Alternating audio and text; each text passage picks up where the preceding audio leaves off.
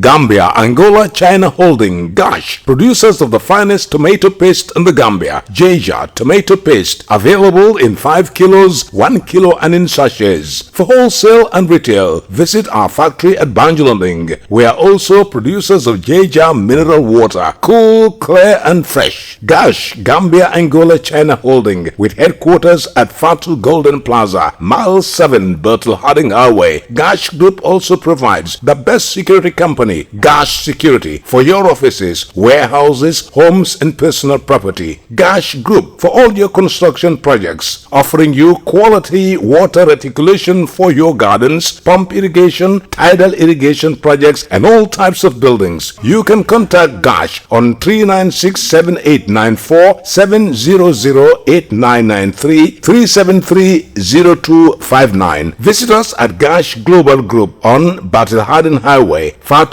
Golden Plaza. Our website www.gashglobal.com. Gambia, Angola, China Holding, Gash.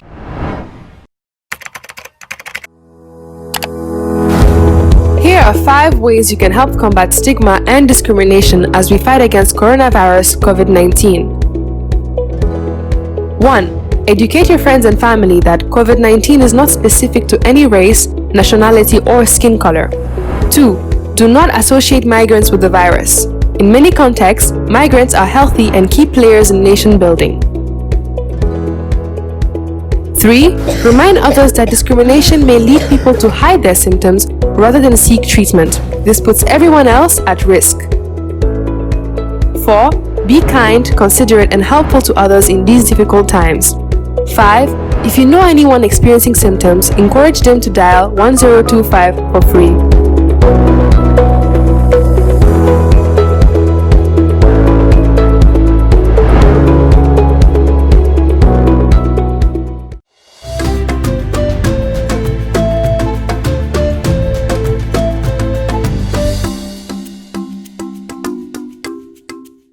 'It's a warm reception to our studio here in Sarakunda. This is Star TV News with me, Maymunaju Fadera. In the headlines tonight, 136 new cases registered in the Gambia on Wednesday. President Adama Barrow declares a state of public emergency and introduced curfew.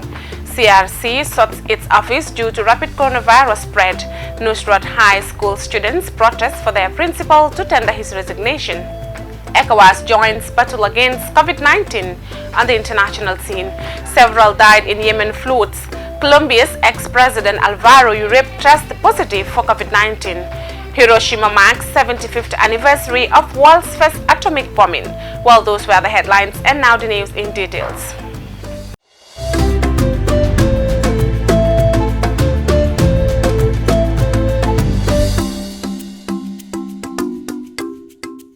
136 new cases registered on Wednesday, 5th August, the highest reported in a single day, thus far taking the total number of COVID-19 cases ever confirmed in the country to 935. Well, Dado Cham has the rest of the story. About 30% of the new cases are healthcare workers, mainly from Bundung Maternal and Child Health Hospital and Kanifing General Hospital. Unlike the previous sets of cases reported at the beginning, over 50% of the new cases are symptomatic. 21 new recoveries recorded, bringing the total number of recoveries to 129, 13.8% of cases. 375 new laboratory test results received. 142 from MRCG and 233 from MPHL. Of this, 213 tested negative, both new and repeats. 144 returned positive, 10 repeats and 134 new. And 18 tested inconclusive or probable for COVID-19, whereas 20 persons were newly taken into quarantine. 94 were discharged. The country currently has 456 people in quarantine.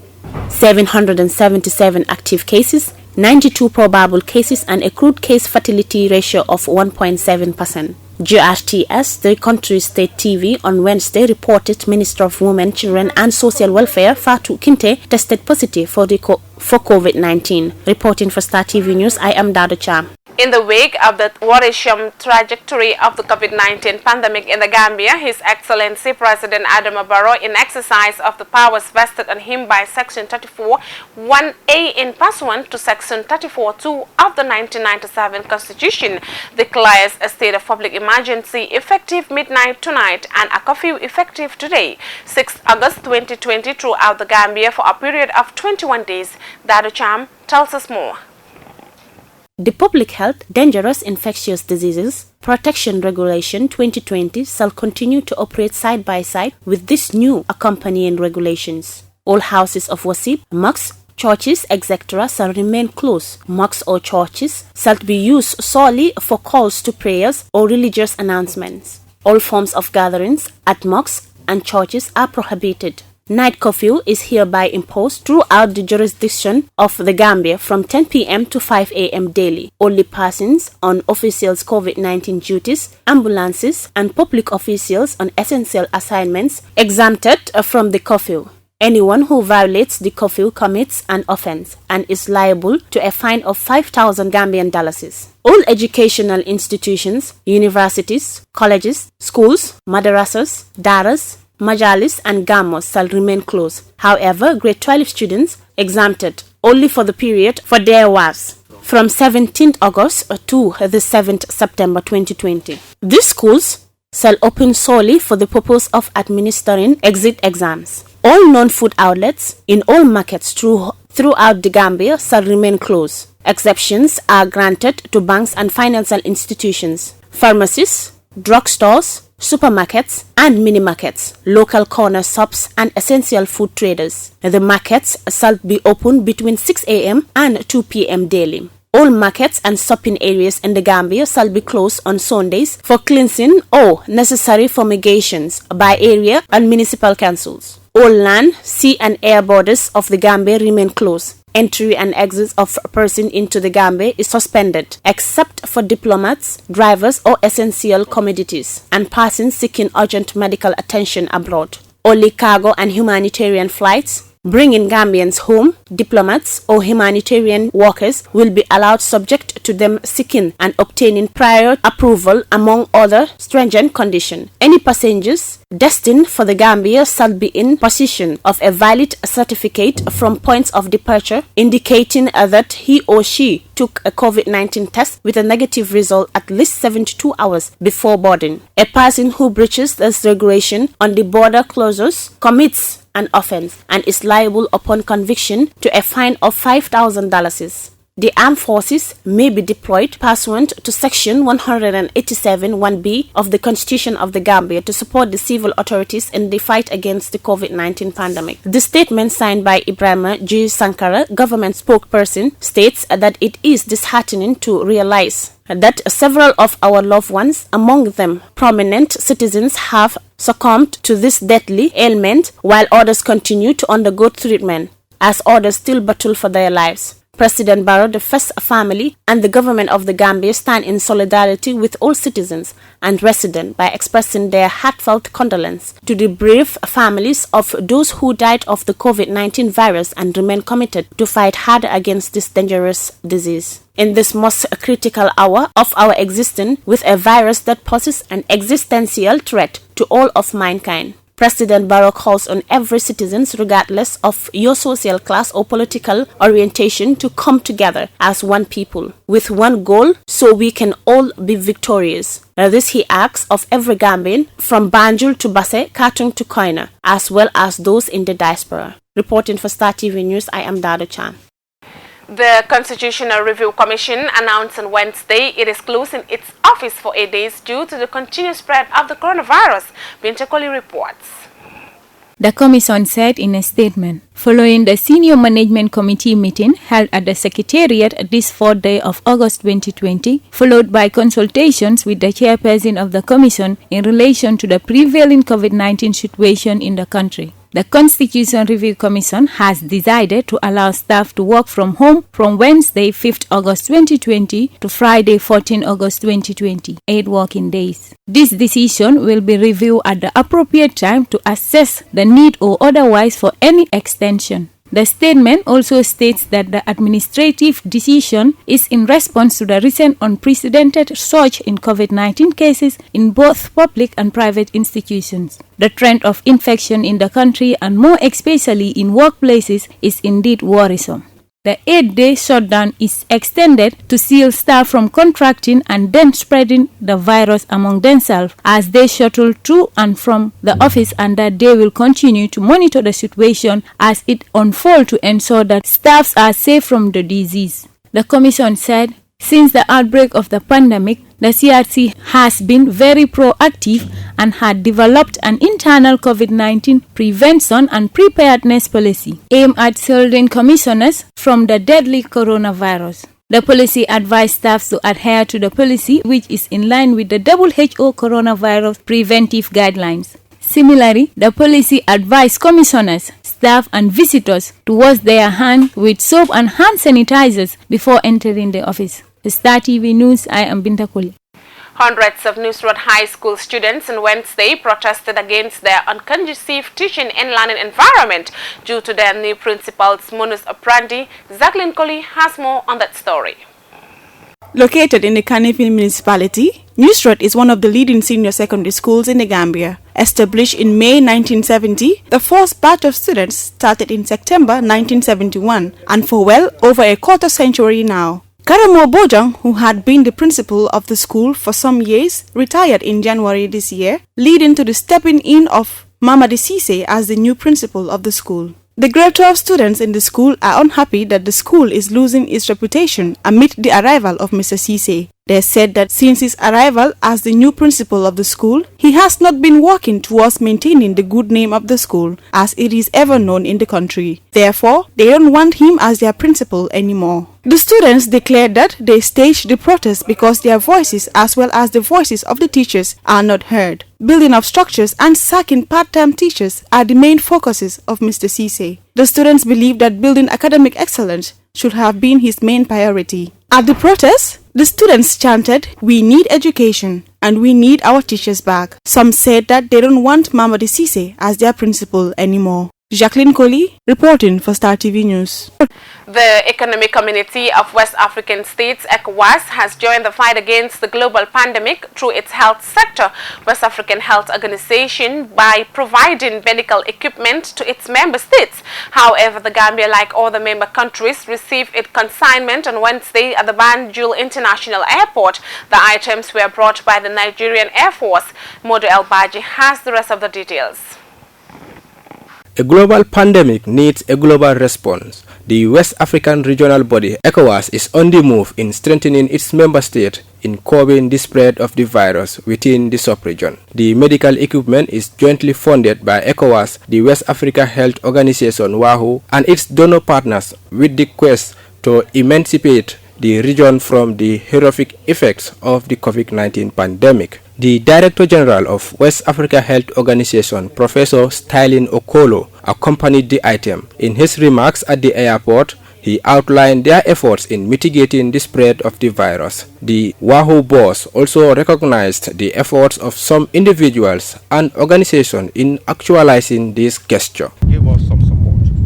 Now, we then in ECOWAS and WAHO, we were able to generate a lot of money, reprogram our own funds. ECOWAS gave 2 million, WAHO gave about 7 million into the overall pot. And part of it is what we also use to procure goods for you. In addition, when we were procuring these goods, some of the German government money, they use GIZ, which is the German development agency here in Africa. And they use GIZ to procure it. We went through the United Nations program and we procured with UNDP. So we are grateful to both. But as we were doing that, the United Nations Office of South China also gave us some donation of surgical masks, which we are also distributing to the country. So we are grateful to all these. But we are actually most grateful to the ECOWAS COVID-19 champion, His Excellency President Muhammadu Buhari of Nigeria. He gave us, immediately this happened and we went to him from WAHO, from ECOWAS. He provided logistics. He said we are all in this in solidarity. and that he must support all the countries. So the plane, the warehousing, where we're having our distribution hub in Abuja, everything is free. He gave it to WAHO and ECOWAS to say, go and support the country. So we're extremely grateful to him. As I said before, this is the first consignment, and we're expecting that, in the next month there will be more, and the month later there will be more, until we can flatten this curve. The ECOWAS resident representative to the Gambia, Vadbak Galflo, assure ECOWAS support to the people of the Gambia, especially in battling the virus. We are very, very pleased that this intervention is coming at this very timely moment, and we pray that because it has also been affecting our health workers, the frontliners, even ministers, everybody that has really been in the forefront of this has been affected. And so this is just timely, and we are so glad that on behalf of the President of ECOWAS Commission, especially to our brother too, to say thank you for all of the support, and to let you know, Honorable Minister, that ECOWAS will forever stand by the Gambia, and we are here together in all of this. We speak as we. It's not them, it's not you. We are all together in all of this, especially the sub-region. So thank you all for being here, and for the Ministry of Health as well for facilitating the process. We are counting on you. We hope that this will be a support to a strong support to your effort in bringing relief. Because I was looking at the list, I saw PPEs, I saw different equipments that the health workers have been complaining about. Now we know they will be brave and they will be able to come up strongly. So we just hope that we can reinforce the advocacy on the consciousness of the people, so that can also interface with all of this. We are glad to hear that the Nigerian government might be planning to send some public health workers here to support the process. I'm sure the minister will be able to talk about that, but we are very pleased about everything, and to say thank you for all of the coordination and the support. Thank you on behalf of the President of the ECOWAS Commission. The Foreign Affairs Minister, Momodu Tangara, was at the airport with other government officials. Upon receiving the items, Mr. Tangara thanked the regional body for reinforcing its member states in curbing the virus. For this very timely consignment, as mentioned by my sister, of recent we've seen a surge in the number of cases in the Gambia, and today there is a kind of state of panic, but you cannot resolve this problem with panic. We have to be level-headed and see how best we can deal with this situation. And I think today more than ever before, this COVID pandemic has proven to all of us that the world is a global village. What affects one directly affects all of us, and we are in the fight together. And we are grateful that ECOWAS once again has demonstrated its commitment to serving the people of the region. And I want to seize this opportunity to thank the President of the ECOWAS Commission, President Jean-Claude Cassibrou, for all the efforts. Thank the champion, the COVID champion, in the person of His Excellency President Muhammadu Buhari, for the support. Nigeria has proven once again that they are a leader, and a leader not only by word but by action. And we are also happy to learn that in the very near future they will put our disposal personnel that will come and support the frontliners, because today they are exhausted, and these people they need support. And not only the moral support, but people have to come and support them in the very challenging work that they are facing. It is part of ECOWAS plans to help the Gambia government with medical personnel to help treat people with the virus. Meanwhile, the donated items include 2 ventilators, surgical masks, sample storage reagents, and diagnostic test kits. These items are worth over millions generated from the ECOWAS coffers through the help of its donor partners. For Star TV, I am Modu Elbaji. Well, those were the local stories. We will be back with the international news after the short break. Please stay tuned. We'll be right back.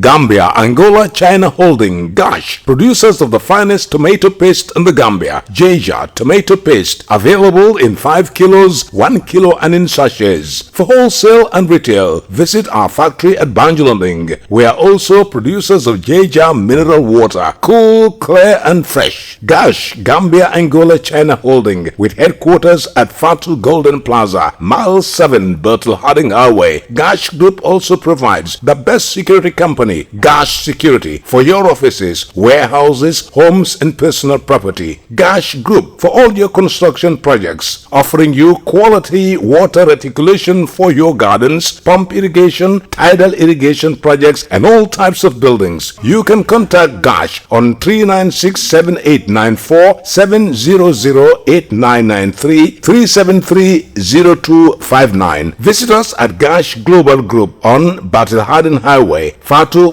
Golden Plaza. Our website www.gashglobal.com. Gambia, Angola, China Holding. Gash. Welcome back after the short commercial break, and we now look at the news beyond our borders. Several died in Yemen floods. Flash floods have hit several provinces in Yemen, killing at least 20 people, including children. The regions of Mahrib and Hajjah, east and west of the capital Sana'a, are some of the worst affected. 2 weeks of the heavy rains have made thousands homeless. Well, Al Jazeera's Rahila Mohammed has more. Torrential rains fill up this dam in the Yemeni region of Marib, forcing it to overflow. Since it was rebuilt in the 1980s, there are growing fears it could collapse. Nearby refugee camps have been damaged. The rains have also downed power lines and destroyed crops. There is a lot of damage. Many farms and farmers' properties were hit by the floods. Many displaced people were directly affected. The floods have killed or injured dozens. The UN estimates more than 10,000 people who were displaced have been uprooted once again. My family is under siege from the water. The floods are separating me from them and my house. They are in danger because the surface is being eroded around them. Around 200 kilometers away in Hajjah province, the floods damaged more than 5,000 tents. Hassan is trying to salvage what he can. I was in Shafar district when I came back and saw my home destroyed. I looked for my children. They went to another tent. I've been collecting some belongings like food, flour, household appliances, but it's covered in water. Heavy rain started 2 weeks ago, battering several provinces. In the capital, Sana'a, floodwaters swept through parts of the city last week, damaging shops and markets. Residents watched on as cars drifted away.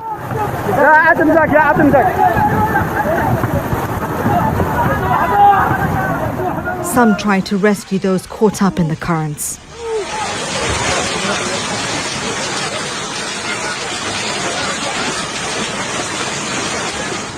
Around 24 million Yemenis are in need of assistance. Many live without basic necessities, food, water, sanitation or safe shelter.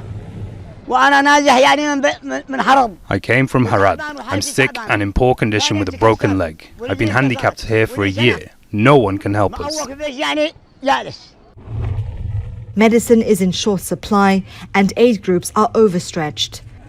Nearly 6 years of fighting between the Houthis and Yemen's internationally recognized government has left the country in ruins. It's also battling the world's largest cholera outbreak and now coronavirus. The government has called for international support, but with more rain expected, Yemenis can only wait until help arrives while trying to rebuild whatever they can. Rahila Mohammed, Al Jazeera. Colombia's ex-president Alvaro Uribe tests positive for COVID-19. Former Colombian President Alvaro Uribe has tested positive for COVID-19 just a day after the country's Supreme Court ordered he be placed under house arrest. He was arrested over allegations of witness tampering and fraud, which he denies. Al Jazeera's Alessandro Rapetti reports from Bogota.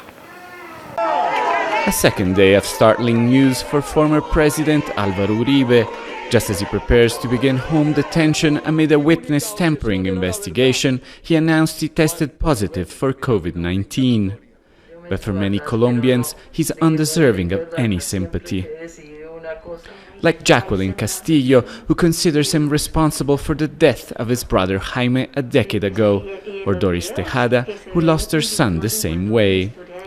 They are two of thousands of men that were abducted and murdered by soldiers during Uribe's administration, then declared rebel combatants to boost war statistics and justify US aid, a scandal known as false positives.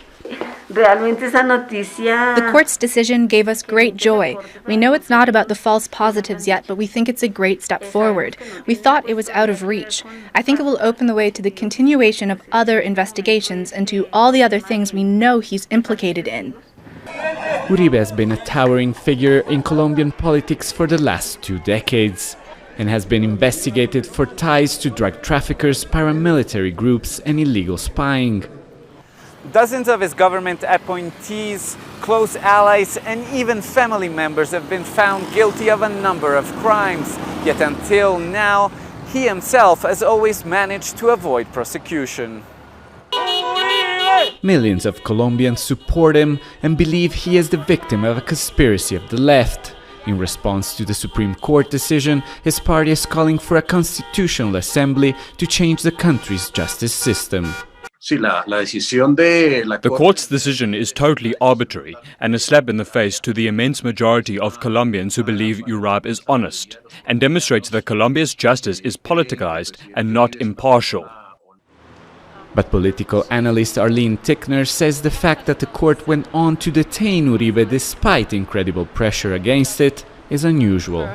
The Uribe case is unprecedented in terms of the level of the politician involved. And so I believe that if indeed convicted, this will set a tremendous precedent in terms of future investigations of high-level politicians in Colombia. Jacqueline and Doris say they're not interested in retribution.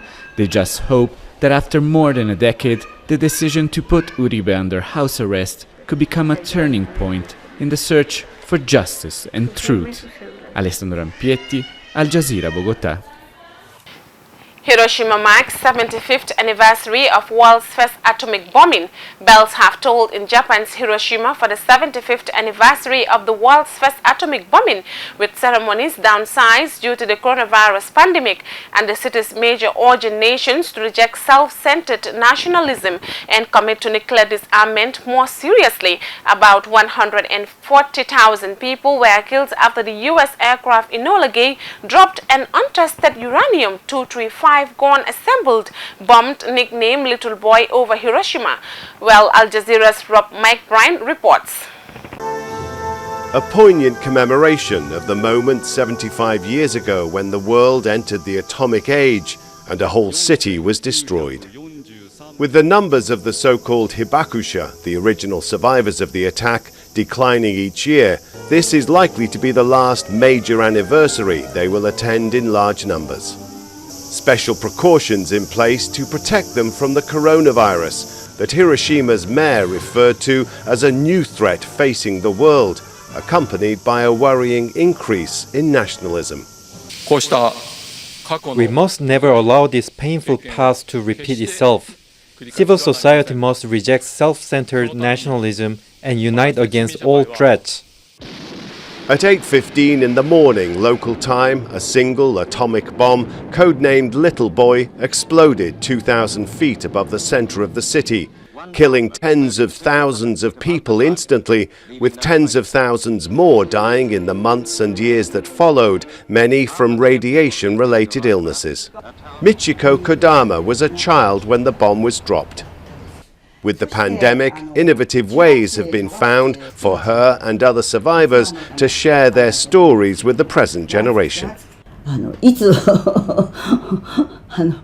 There is a sense that we don't have much longer to live. I'm now 82. I don't know when I won't be able to speak. So in some form, we need to preserve our stories. 3 days after Hiroshima, Nagasaki was attacked with a second bomb. Another anniversary with more survivors to mark it. And in both cities, both among the generation who endured the attacks and also the generations that came after them, there's a strong peace culture that's really focused on abolishing nuclear weapons. The experience of being the only country to be attacked with nuclear weapons helped shape modern Japan. By urging action from each country, Japan will take the lead in the international community's efforts towards the realization of a world without nuclear weapons. It's a goal still far from being realized, but one held still as strongly in the two cities that have suffered most from such weapons. Rob McBride, Al Jazeera. And before we end the news, a quick recap of our main headlines. 136 new cases registered on Wednesday, 5th August, the highest reported in a single day, thus far taking the total number of COVID-19 cases ever confirmed in the country to 935. In the wake of the worrisome trajectory of the COVID-19 pandemic in the Gambia, His Excellency President Adama Barrow, in exercise of the powers vested on him by Section 34(1) in pursuant to Section 34(2) of the 1997 Constitution, declares a state of public emergency effective midnight tonight and a curfew effective today, 6 August 2020, throughout the Gambia for a period of 21 days. The Constitutional Review Commission announced on Wednesday it is closing its office for 8 days due to the continued spread of the coronavirus. Hundreds of Newsroom High School students on Wednesday protested against their unconducive teaching and learning environment due to their new principal's modus operandi.